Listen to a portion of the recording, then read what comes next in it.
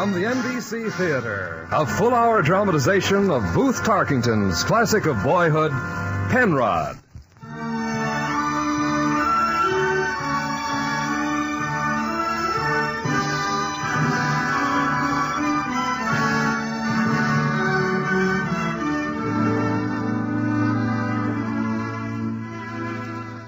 Herewith, the first broadcast of our autumn season.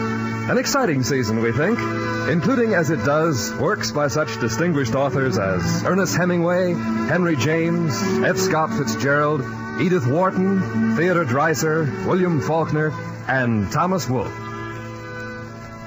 Today, on our inaugural broadcast, we bring you a light-hearted dramatization by Robert Gray, based on the book Penrod by Booth Tarkington, surely one of the most enjoyed American writers of the past 3 decades.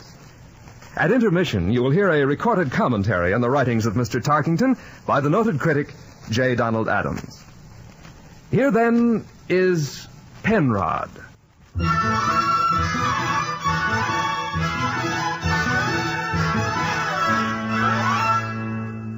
Perhaps you read Penrod for the first time as long ago as I did. The copy I have is a little the worse for wear. Its pages are brittle and brown at the edges, and it has the musty smell of all old books. And on the flyleaf is the inscription, "To Bill on his 13th birthday, from Mother and Dad, July 20th, 1915. Times have changed since Penrod's day, but thank goodness boys haven't.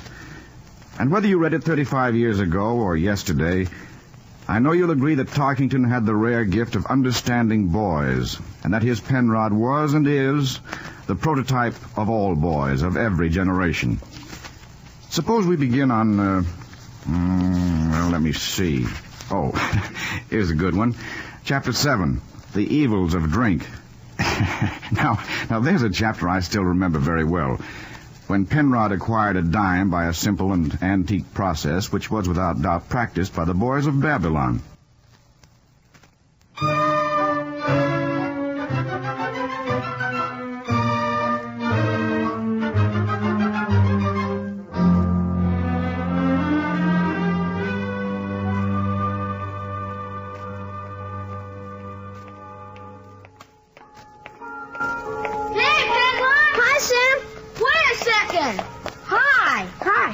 Sunday school? Where else? What do you mean, where else? It's a dumb question. All I said was, are you going to Sunday school? What's so dumb about that? It's Sunday, ain't it? Of course it's Sunday. And right there's the church, ain't it? Mm-hmm. And I have to go every Sunday, don't I? Well, seems like. And I got on my Sunday clothes, ain't I? Yeah, I guess. Well, so it's a dumb question. Okay, you don't have to be so smart. Where are you going after Sunday school? After? That's another dumb question. Home, where do you think? You want to come over? Not me. I'm going to the picture show. Picture show? There's a swell picture playing at the Mystic. It's titled The Drunkard's Downfall. It's all about a man that falls into evil ways with some wicked traveling salesman. Then things go from bad to worse. And he ends up beating his poor wife and baby and turning him out in the cold to starve. Boy, it's swell. Hey, why don't you come, too? Me? Uh-huh. I guess not. Besides, How much money you got, Sam? 20 cents. 20 cents? All to spend at the show? Well, no. A dime's for Sunday school. The other 10 cents is mine. How much have you got? A dime. Well, just Sunday school money, huh? Uh-huh. Gee, this drunk was nice till he took to drink and paying women. Then he gets so mean that his wife and baby run off to a relative, an aunt or something. And he keeps on sinking right on lower, and the first thing you know, he's got to be locked up in the madhouse. It's too bad you can't go, Penrod. Well, now, Sam, old friend, if you really want to... You only said you got Sunday school money. The show's only a nickel, Sam, old boy. Hey, now, wait. Mother nickel's for popcorn. Popcorn? Would you rather have a sack of old popcorn than my company? Well... Well, what? Well, yes.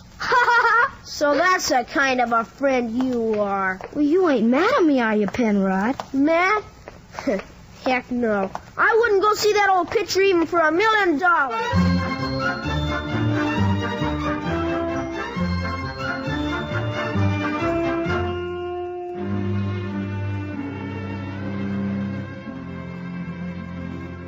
Basil Hearthstone and the Drunkard's Downfall.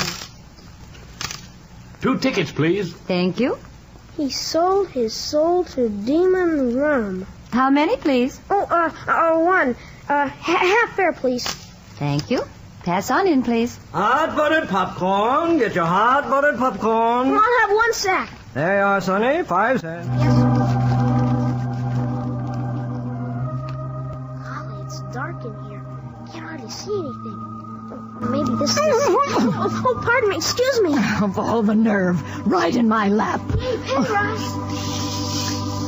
Where are you, Sam? Here, over here.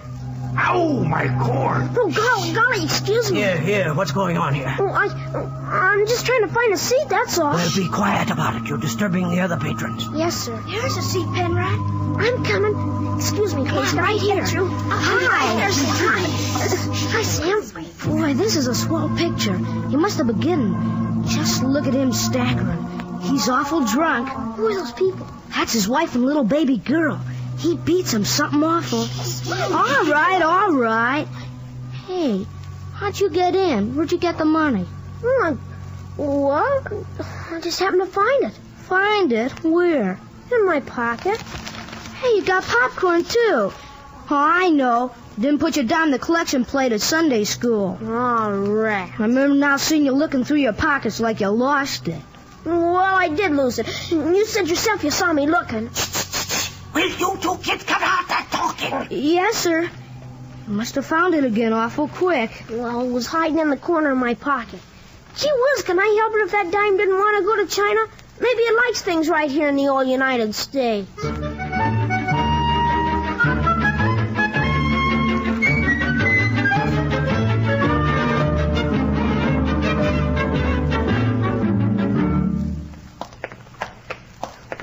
Boy, I bet one thing. I bet I'm never going to be a drunkard.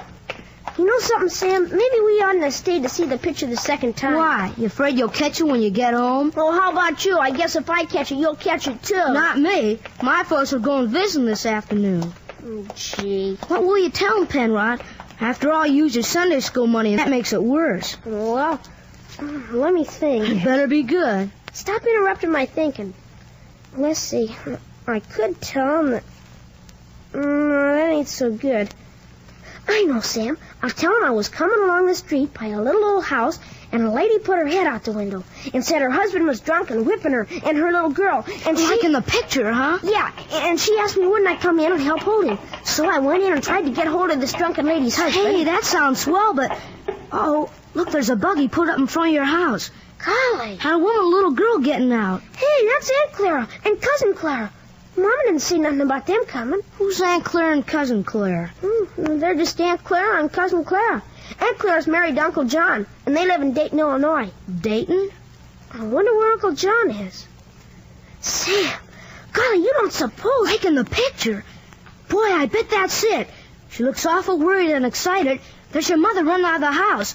Anyways, now's your chance to sneak in. Maybe they won't notice how late you are. Oh, rats. Wouldn't you know something had happened just when I had a swell story?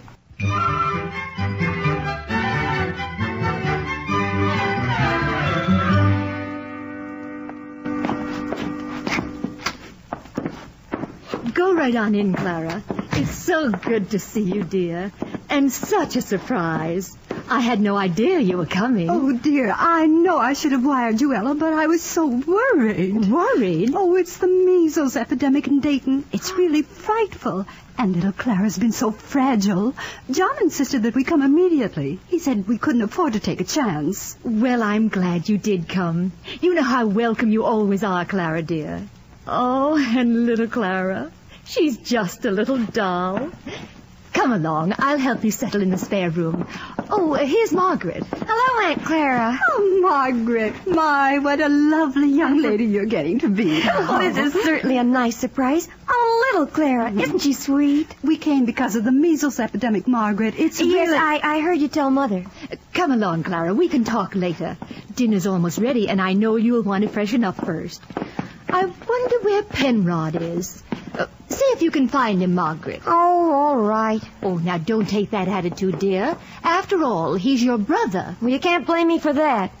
Fine way to talk. Well, where did you come from? I've simply been washing my hands out in the kitchen is all. When did Mama find out Aunt Clara and Cousin Clara was coming? Oh, I guess not until she saw him drive up. How long are they going to stay? I don't know. Uncle John will let them stay quietly, won't he? What do you mean? He sent him here. Why shouldn't he let him stay quietly? Then he hasn't taken a drink? To drink? Certainly not. Where on earth did you get that idea? Why did Aunt Clara look so worried? Good gracious. Don't people worry about anything except somebody's drinking? Well, you don't know it ain't that. Oh, poor Uncle John. And his whole lifelong regret is that he didn't enter the ministry. Why, he won't even allow grape juice or ginger ale in his house. Where in the name of common sense did you get an idea like... Oh, Penrod. Good heavens. Oh, rats. Fine family we got. Nothing interesting ever happens.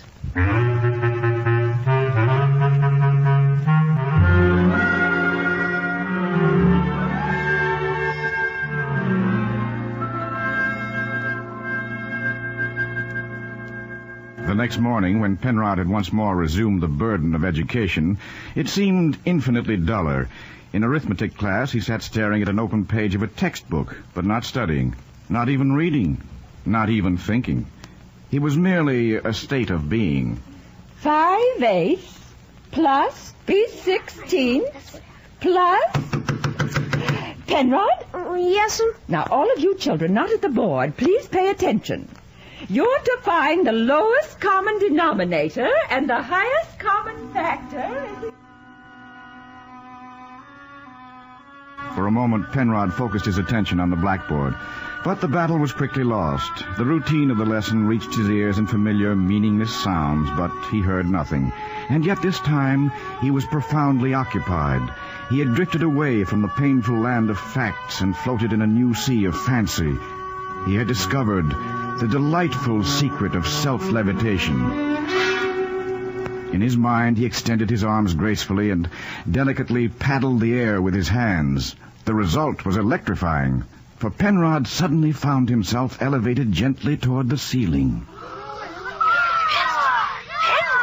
Penrod, he's floating.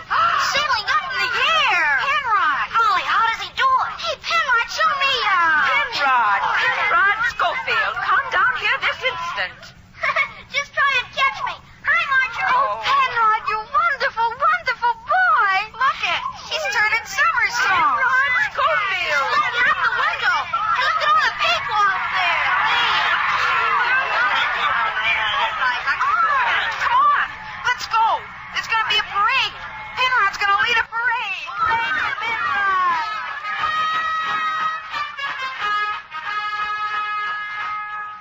Penrod, children, come back. Do you hear? Come back. It's amazing. It's a miracle. All the newspapers. Look, he's almost out of sight. He's sailing through that crowd. What a sensational. It's Penrod Schofield. Here he comes again. He's coming back. Oh.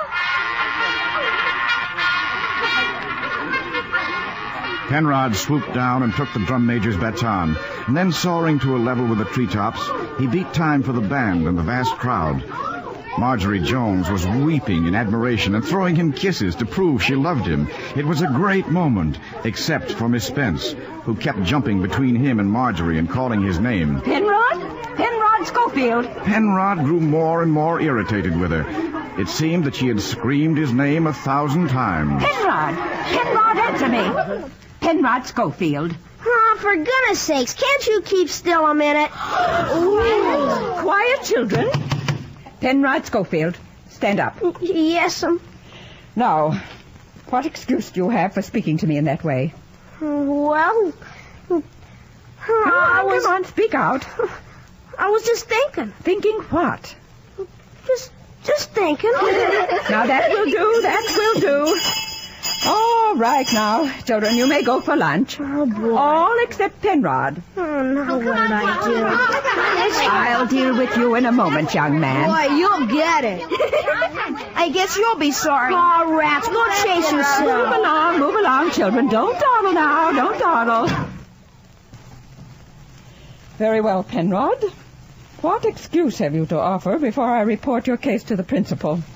Did you say principal? I did. Yes, I want an answer. Well, I was just thinking. Thinking what? I don't know. Well, now that won't do. Yes'm. Well, if that's all you have to say, come along. Oh, no, gee whiz. I have got an excuse. Well, what is it? I guess anybody that had been through what I had to go through last night would think they had an excuse. Well, what has last night to do with your insolence to me today? Well, I guess you'd see if you knew what I know. Now, Penrod, you must either tell me what was the matter with you, or I'll have to take you to Mrs. Houston. Well, it's 'cause I didn't sleep last night. Were you ill? No, it was lots worse than being sick. It was awful. What was? It was about my Aunt Clara. Do you mean your mother's sister who married Mr. Ferry of Dayton, Illinois? Yes, Uncle John. The trouble was about him. I used to know your Aunt Clara very well, and I've always heard her married life was entirely happy. Yes, it was. Until last year when Uncle John took to running around with traveling men. Penrod, what are you saying? Yes, well, that was what started it. At first he was a good, kind husband. But these traveling men would coax him into a saloon on his way home from work. And they got him drinking beer, and then ales, and wines, and whiskey, and cigars. Oh, poor Aunt Clara. Aunt Clara and her little baby daughter had to come over to our house last night. Baby Clara was so bruised up where he'd been hitting her with his cane. Oh, you mean your uncle had done such a thing? Yes'm, and Mama and Margaret had to sit up all night nursing little Clara. Oh. And Aunt Clara was in such a state somebody had to keep talking to her. There wasn't anybody but me to do it, so I... Where was your father? Ma'am? Oh, Papa. Well, he was down at the train waiting to see if Uncle John tried to follow him. So I had to sit up with Aunt Clara. And she had some pretty big bruises, too. But why didn't they send for a doctor? Oh, they didn't want any doctor. They don't want anybody to hear about it, because Uncle John might reform, and then where'd he be if everybody knew he'd been a drunkard and whipped his wife and baby daughter? Oh, Penrod, this is terrible. Yes'm, it's kind of bad, all right. Especially when he started running around with painted ladies that wasn't his wife. Oh, dear, poor Clara. So I sat up all night talking and putting hot towels on her bruises. And I kept saying, now, Aunt Clara, there's no use taking on so about it. All the crying in the world can't make things any better. Oh. And then she'd just catch hold of me and sob and kind of holler. And I'd say, don't cry, Aunt Clara, please don't cry. Oh, you poor boy. I know now. You were so worn out, you just didn't realize what you were saying to me. Yes'm. Well, I guess I was thinking how to save Uncle John. Oh, Penrod. You dear, dear boy.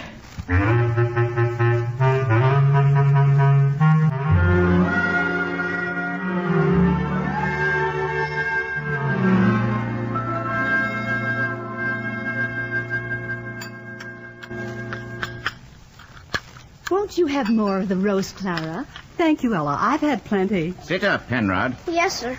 The oddest thing happened this afternoon, Ella. Do you ever see Mary Spence nowadays?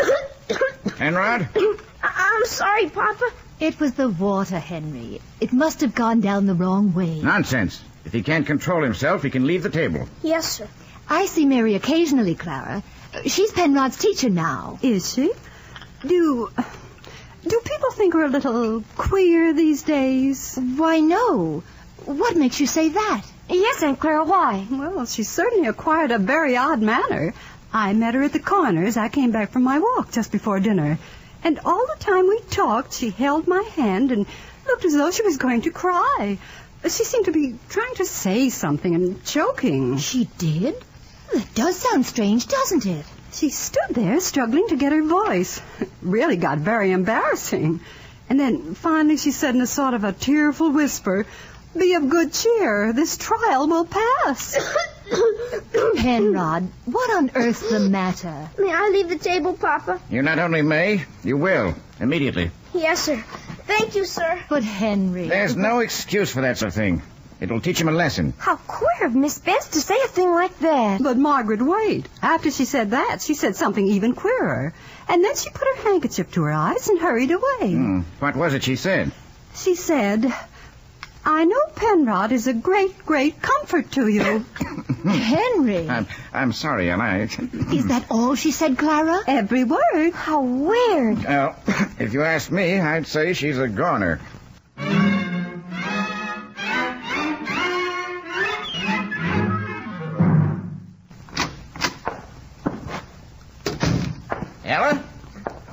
Margaret? Well, no one seems to be at home. Hi, Papa. Penrod, where are you? Oh, what are you doing under the piano with that dog? Me? Naturally, you. Well, I was just kind of sitting here with Duke and thinking. Where's your mother? Nobody was here when I got home from school. I suppose she and Clara went shopping. Well, I might as well have a look at the paper. Papa, have you ever seen Duke beg? Come here, Duke, good boy. Now sit up and beg for Papa. Good old Duke. Come on now. Sit up and beg. Did you see him, Papa? Mm-hmm. Very good, very good. He does it all the time now, Duke does. Whenever he wants anything, he just sits up and begs. Well. Would you like to see him do anything else?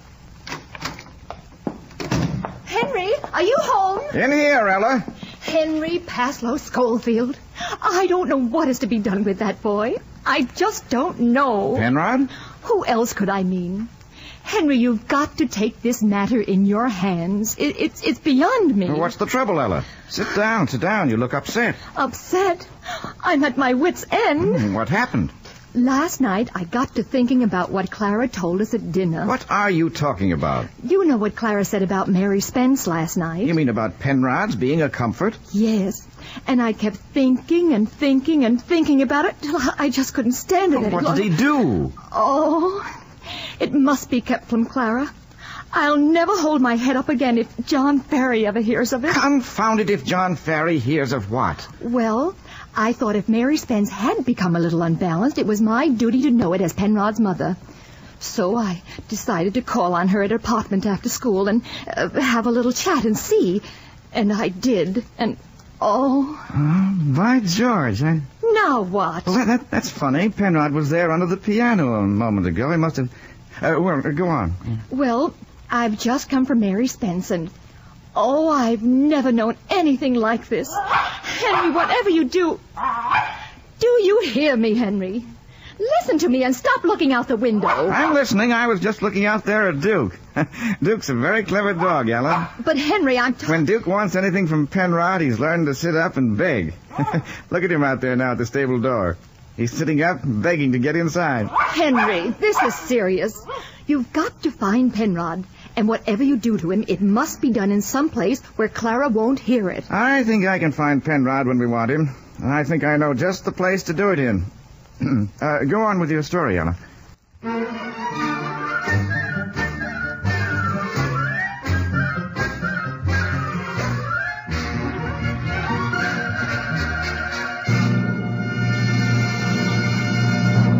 From Hollywood, the NBC Theater is bringing you a radio version of Penrod by Booth Tarkington.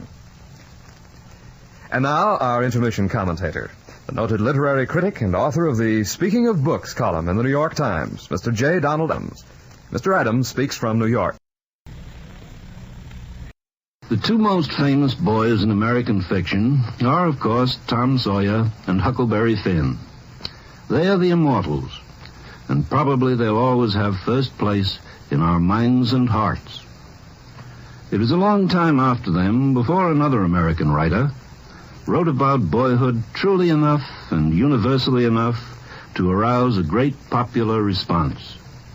There was, to be sure, Peck's Bad Boy, but you've got to be pretty well along in years to remember him, and he's become not much more than a name in the reference books. Then there was little Lord Fauntleroy, but he had only a passing vogue. It wasn't until 1914, nearly 40 years after Mark Twain published The Adventures of Tom Sawyer, that another boy in a book captured and held us. He was Booth Tarkington's Penrod. We liked him for several reasons. Most of all, I suspect, because he was always in trouble and very ingenious in squirming his way out of it. No boy without a marked talent for mischief could make much appeal to the American imagination, and Penrod had what it takes. There was one great difference, though, between Mark Twain's Tom and Tarkington's Penrod. Mark Twain wrote about Tom from the inside out. He was reliving his own boyhood, and from its own point of view. Tarkington, on the other hand, is the grown-up watching the young fry with kindly amusement. He used the same approach later when he wrote about teenagers in 17. And it's this difference, I suppose, that guarantees a longer lease of life for Tom Sawyer and Huckleberry Finn. Nevertheless, Penrod is a real boy, a person in his own right, living in his own world, as all children do, the fact which we sometimes forget. If Tarkington doesn't really re-enter that world as Mark Twain did, he shows it to us with a humorous detachment. And Penrod will probably have a longer life than any other of Booth Tarkington's creations, except for Alice Adams. That was the book in which he drew closest to life. Thank you, Mr. Adams. Our dramatization continues from Hollywood after a brief pause for station identification.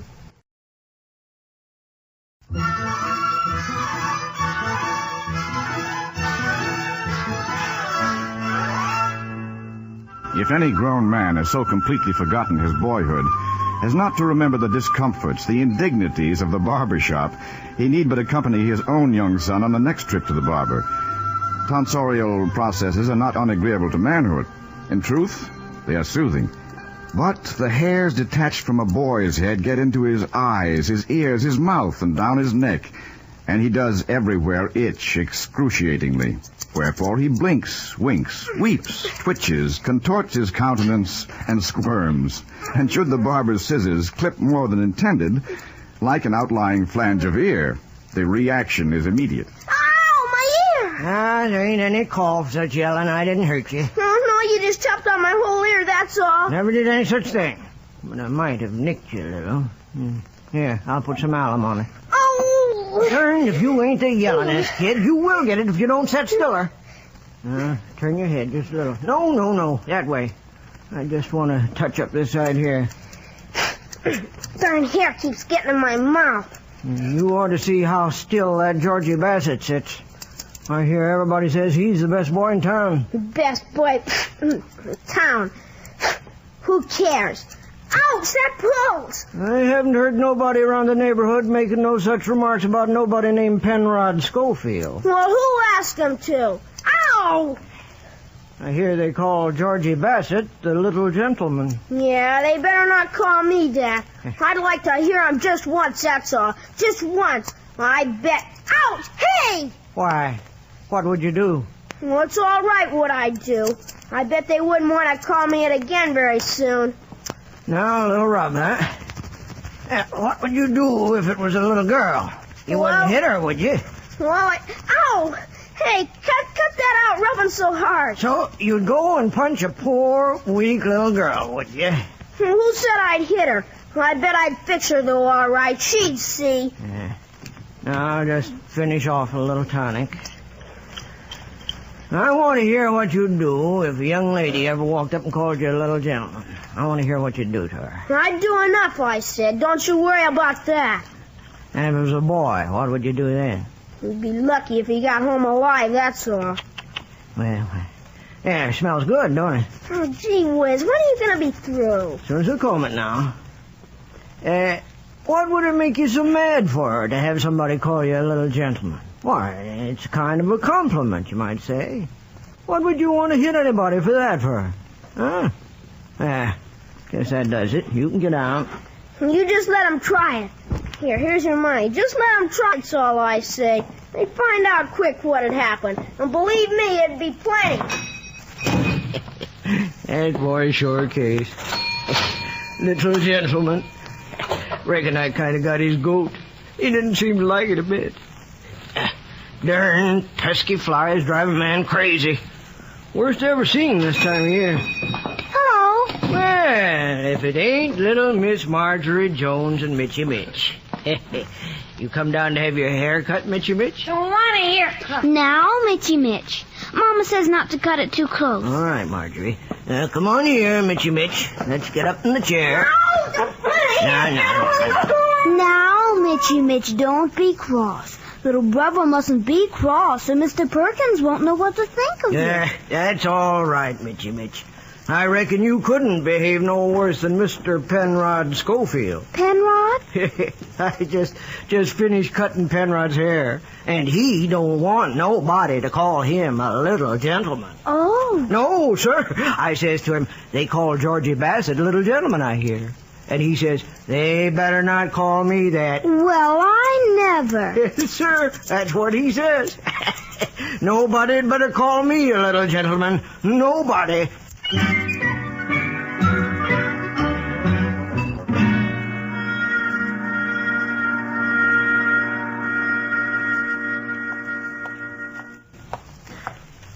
A little gentleman, huh? Take that! Yeah, now I'll show you who you can go call a little gentleman. Think you can lick... Hey, Sam! Hey, Penrod! Hey, been getting a haircut, huh? Uh-huh. What's that stuff, Sam? What'd you think? A whole big barrel of tar, that's what. Tar? Golly, where'd it come from? I don't know. The men that was working here in the alley left it, I guess. Say, that's some tar. How does it taste? Not so good. It's too thin to chew. It's awful sticky. Yeah, it is, ain't it? What you gonna do with it? Well, the barrel's only about half full. Be a lot better if it was full, so you didn't have to reach down there so far. Hey, I know. We could fill it up with sticks and stuff. That'd soon make her run over, and then we'd have something. You gather them up, Sam, and I'll stir them in. No, you don't. I'll swirl them in. Hey, whose tar is this anyway? Well, it's not yours. Well, I guess I found it. It's back in my house, ain't it? Well, I guess we could take turns. Hey, I got a better idea. Look at that big old rock there.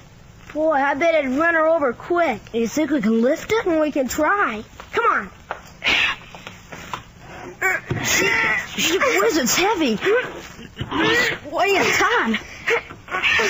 We better slide it in there easier. It'll make an awful splash. Up with it. Hey, look who's coming. Marjorie Jones. Marjorie? Uh-huh. With Mitchy Mitch. Hey, don't let go. I ain't. It just slipped a little. Hoist it up on the rim of the barrel.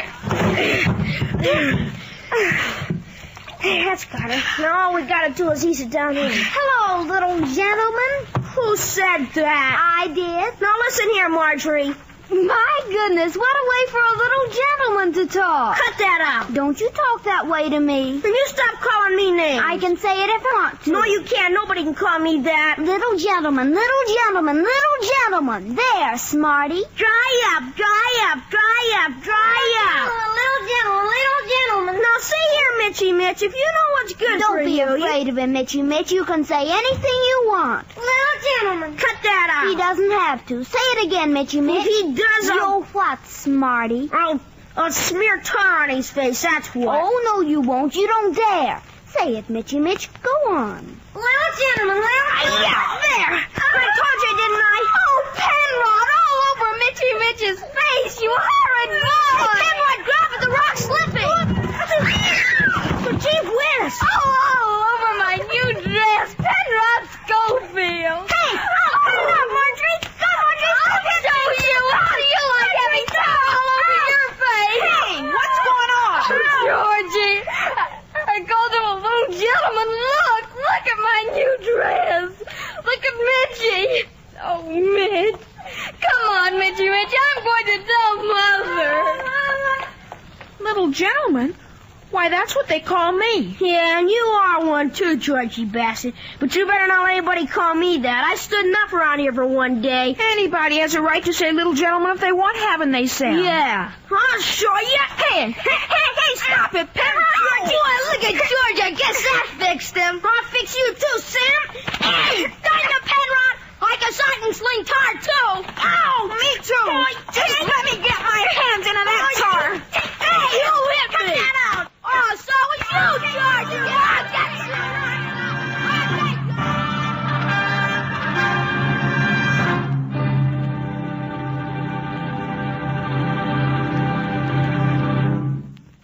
He's a stark, raving lunatic. Now, Henry. I'd send him to military school. Don't think they'd take him. Do you know why he says all that awfulness happened? He said everybody had been calling him names. Names? Little gentleman. That's the vile epithet they called him. And because of it, he wrecks the peace of 6 homes. I know. It's ridiculous. He refuses to explain why he objects to it, but says he'd do the same thing again, and worse, if anybody calls him that, even the President of the United States. How long did you have him locked up? Shh. About 2 hours. But I don't think it softened his spirit. I know it didn't. I tell you, he's a lunatic. Why on earth should... It's beyond me. Why do you keep shushing me? Shh. It's Mr. Knosling, the new rector of St. Joseph's. Where? On the front porch with Margaret.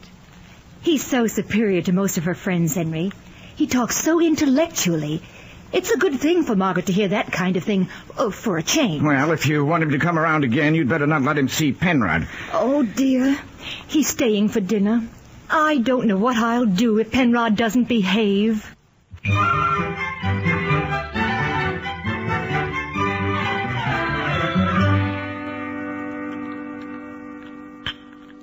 Would you care for another hot roll, Mr. Knosling? No, thank you, Mrs. Schofield, although they're delicious, really.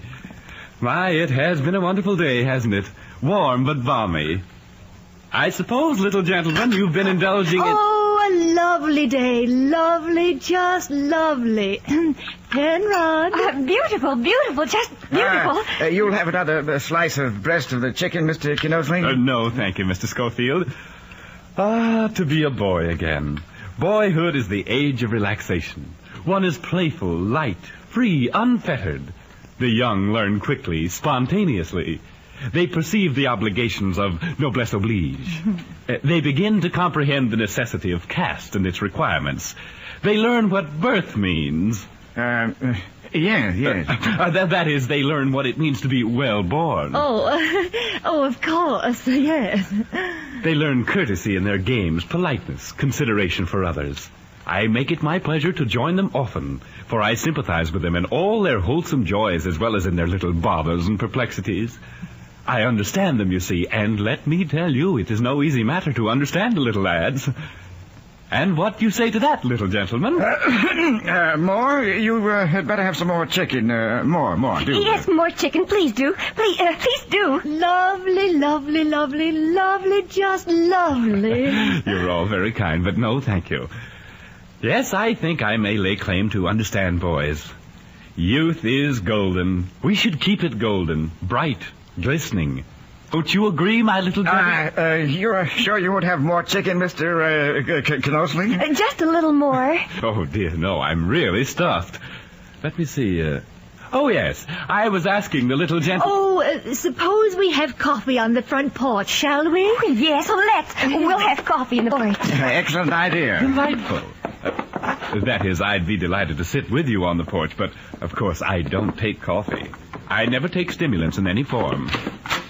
You first, Mrs. Schofield. Why, thank you. Miss Margaret. Thank you. And Mr. Schofield. After you, Mr. Knosling. Thank you.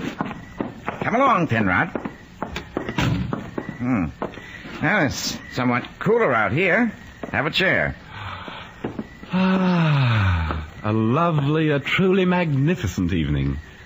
I shall sit here next to you, Miss Margaret. Oh, please do. Care for a cigar? No cigar, I thank you. I have never tasted tobacco in any form. Really, Mr. Knosling? Never. No cigar, no pipe, no cigarette, no cheroot. For me, a book, a volume of poems, perhaps. Verses, rhymes, lines metrical and cadence. Those are my dissipation. Tennyson by preference, or Longfellow will rest me in a tired hour. Yes, for me, a book, a volume in the hand, held lightly between the fingers. Oh, how charming. Do you think so? You know, the evening seems touched with a slight coolness. My hat. Perhaps I may request a little gentleman... You'd better change your mind about a cigar. Yes, do try one. I'm sure Papa's are nice ones. No, thank you. I was about to I'll request... get it for you. Oh, if you'll be so good, little gentleman. It's a black bowler hat. I know where it is. Oh, well... Such a well-mannered, gentlemanly little gentleman. A tribute to his training, Mrs. Schofield.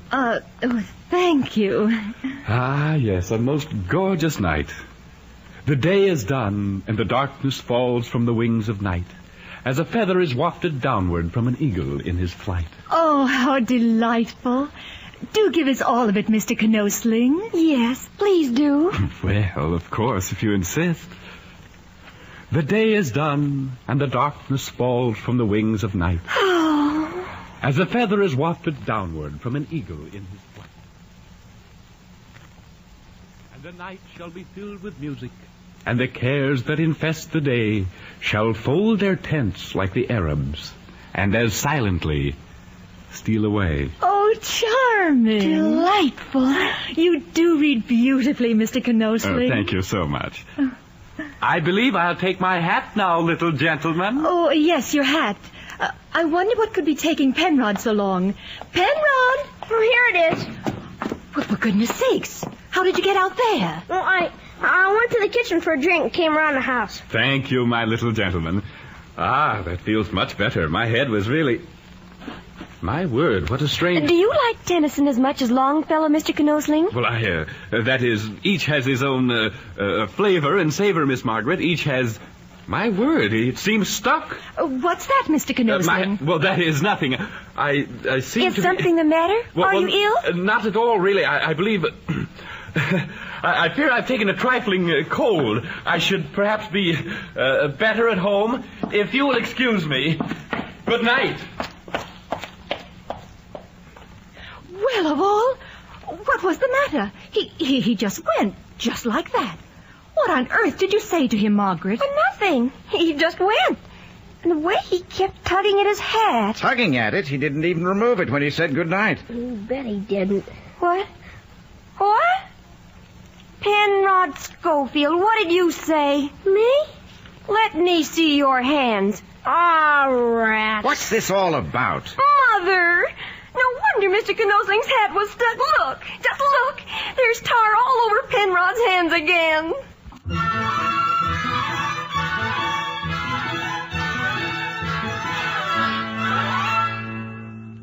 The elders of boys should beware of days when the temperature forces inaction and boys in groups are quiet. The more closely that volcanoes, western rivers, nitroglycerin, and boys are pent, the deadlier is their action at the point of outbreak. The things which befell upon this particular afternoon in August began to brew and stew peacefully enough. To escape the heat, the boys had gathered in the empty carriage house of the Schofield stable and were on one of their boyhood's favorite subjects. You know what? When I am a man, I'm going to hire me a couple of waiters to swing me in a hammock and keep pouring ice water on me all day. Or those watering cans they sprinkle flowers from. I'll hire you for one of them, Herman. No, you ain't, Sam. You ain't no flower. Ain't nobody going to hire me when I'm a man. I'm going to be my own boss. I'm going to be a railroad man. A railroad man? Like a superintendent or something and sell tickets? Me sell tickets? I ain't going to sell no tickets. I'm going to be a porter. My uncle's a porter. Solid gold buttons.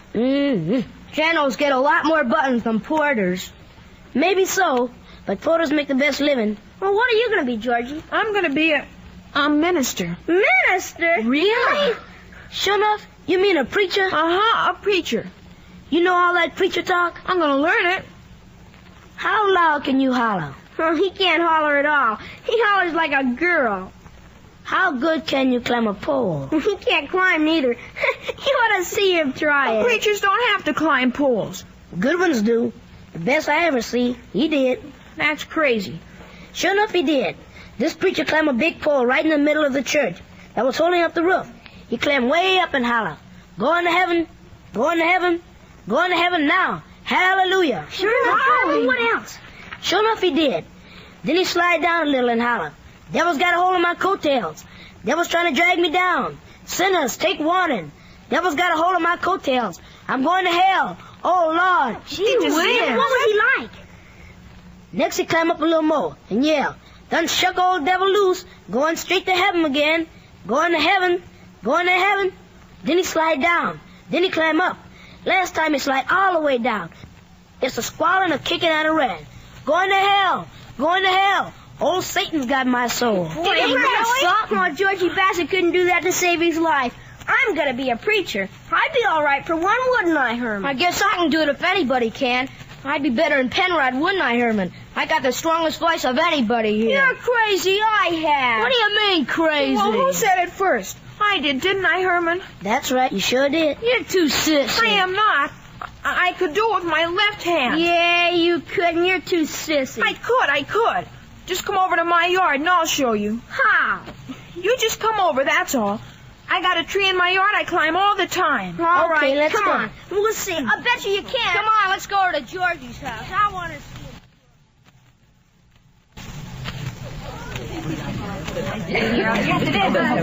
Oh, do come in, Mr. Knosling. We've been waiting for you. Thank you, Mrs. Bassett. Thank you indeed. Oh, how charming. How delightfully charming. You know everyone, I believe. Yes, of course. Everyone. Please sit down. I'll pour you some iced tea. Thank you. Ah, this cool room is a relief. A relief and a retreat. The windows open, the blinds closed. That's the way it should be. It's a retreat, a fastness, a bastion against the heat's assault. For me, a quiet room and a book. A volume in the hand held lightly between the fingers. A volume of poems, lines metrical and cadenced. Something by a sound Victorian. We have no later poets. Swinburne, Mr. Knosling? Swinburne? Not Swinburne. No. Oh. I do not observe your manly son, Mrs. Bassett. Oh, he's out playing in the yard. I think I heard his voice only a moment ago. I hear wonderful reports of it. Yes, wonderful reports, Mrs. Bassett. Oh, how nice of you to say it. Not all boys are of such a lofty spirit, I'm afraid.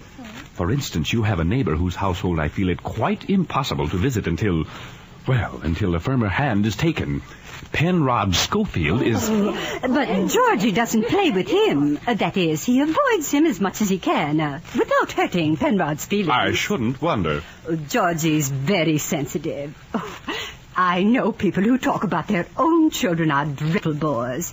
But only last Thursday night, Georgie looked up at me so sweetly after his prayers and said, "Mama, I think it would be right for me to go more with Penrod. I think it would make Penrod a better boy." And that very afternoon, mind you, he had come home in a dreadful state. Penrod had thrown tar all over him. Your son has a forgiving spirit, a too forgiving spirit. Wasn't it Cardinal Newman who said... pick his tree. Don't he come over here to get one of his own trees? Sure, give him a fair shove. The little lads, they have their games. They grow and they learn. Yeah, let her go. Going to heaven. Going to heaven. Going to heaven. Heaven. My word. Georgie. Louder. Devil's got my coattails, sinners. Oh, devil's got my coattails. Going down. Going to hell. We must see what this is, quickly. Louder, ain't near enough. Going to heaven. Hallelujah. Look, we better beat it. Let go my coattail, devil. I'm going to hell. Georgie. Come down for that tree, folks. Come on, Herman, run, Herman. Oh, no, you don't. I have got you. Hey, let me go. You let me horrible go. boy. Do you know what's going to happen to you when you grow up? Do you know what you're going to be? Well, sure I know. A minister.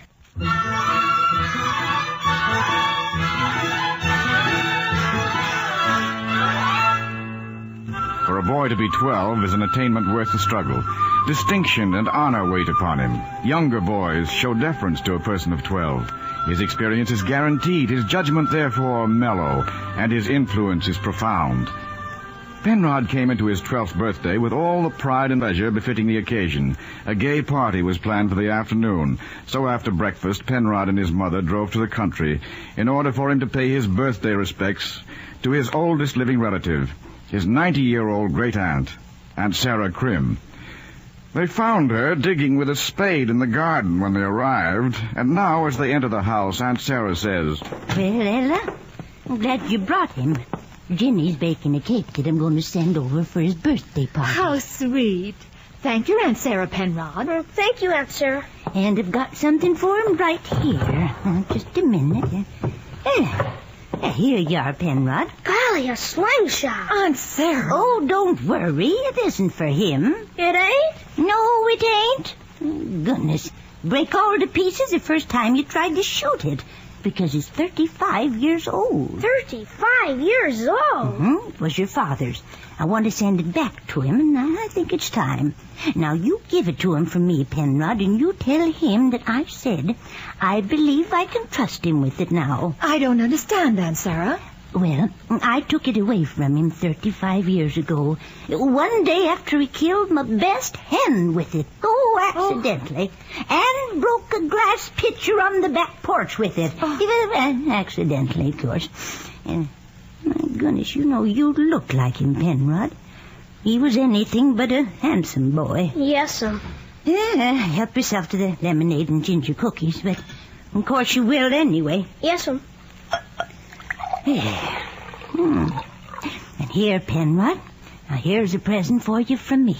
Gee whiz! A pocket knife? Yes, it's a pocket knife.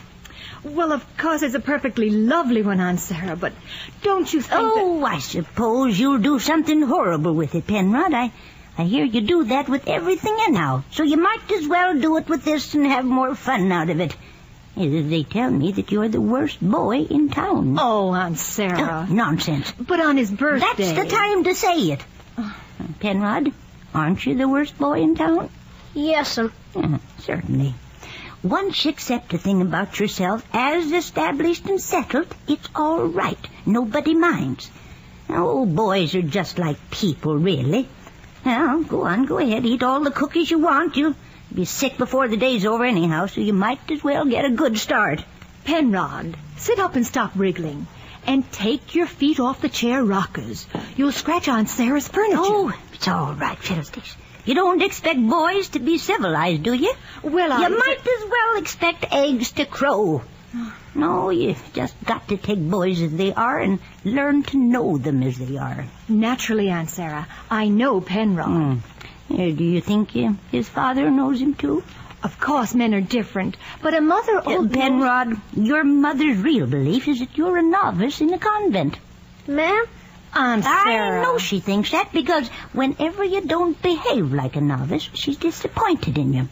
And your father really believes you're a decorous, well-trained young businessman. And whenever you don't live up to that standard, you get on his nerves. And he thinks you needs walloping. Does whipping do you any good? Ma'am? Go on. Fill yourself up uncomfortably. You're 12 years old and you ought to be happy if you aren't anything else. It's taken over 1,900 years of Christianity and some hundreds of thousands of years of other things to produce you. And there you sit. Ma'am? It'll be your turn to struggle and mush things up for the betterment of posterity soon enough. Drink your lemonade.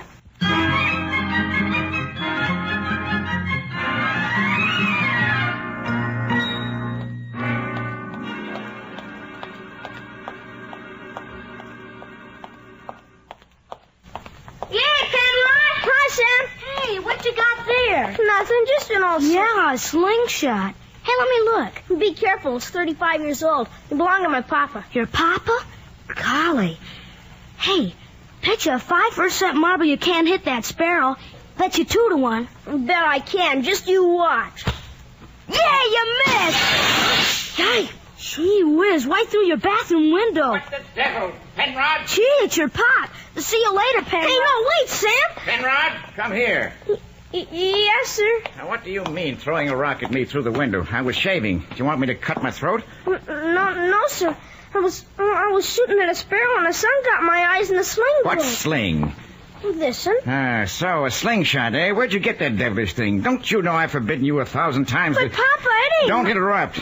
Young man, birthday or not, you're going to get the skinning of your young life. I'll teach you to disobey me. But, Papa... Don't you realize those things are dangerous? Don't you know it isn't a toy? Where the devil did you get it? I've been trying to tell you, Papa. It's yours. Well, take it and give it right back to the... Huh? Aunt Sarah gave it to me this morning and told me to give it back to you. What? She said she took it away from you 35 years ago. You killed her hen, she said. Oh. Yeah, let me see that thing. Yes, sir. She told me some more to tell you, but I forgot. I'm sorry, Papa. Well, it looks like we'll need a new bathroom window, Penrod. Anyway, I never did like the colored glass in this one.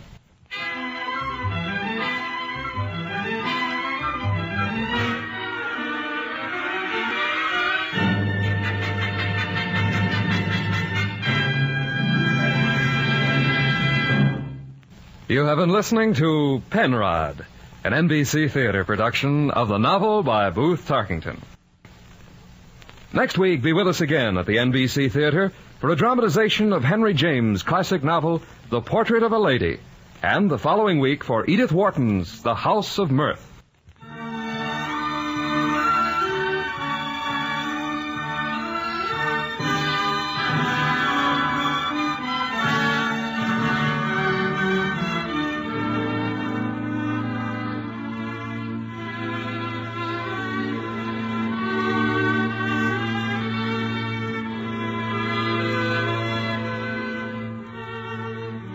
Penrod was prepared for broadcast by Robert Gray.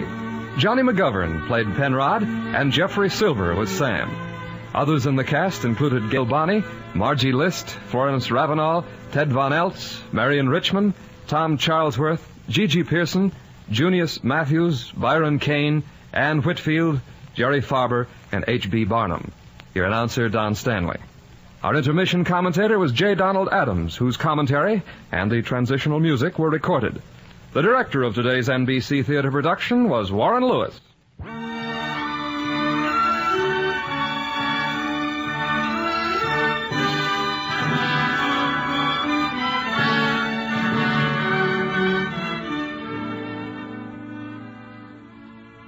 This program came to you from Hollywood.